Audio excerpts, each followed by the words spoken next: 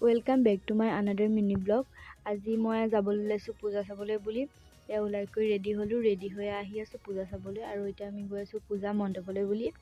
চাওকচোন ইমান ধুনীয়াকৈ সজাইছে পূজা মণ্ডপলৈ যোৱাৰ মানে এনেকুৱা ৰাস্তাটো। ভাবিলোঁ আপোনালোককো অকণমান দেখাওঁ। আৰু এয়া চাওকচোন মাহঁতৰ লগত আহিছোঁ মই বাৰু। তাৰপিছত এয়া ইমান ধুনীয়াকৈ সজাইছে নহয়। তাৰপিছত এয়া দুৰ্গা মাক দৰ্শন কৰিব গৈ আছিলোঁ। তাৰপিছত গৈ লৈ মই অলপ এনেকৈ বাহিৰতে ৰখি ফটো উঠিলোঁ। তাৰপিছত ফটো উঠি মেলি দুৰ্গা মাক দৰ্শন কৰিলোঁ।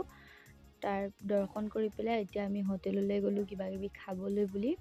তাৰপিছত এয়া চাওমিন এনেকৈ কিবাকিবি খালোঁ। খাই মেলি লৈ আমি ঘৰলৈ আহিব ওলালোঁ। আৰু এতিয়া ঘৰলৈ আহিবলৈ গাড়ীত বহি আছিলোঁ।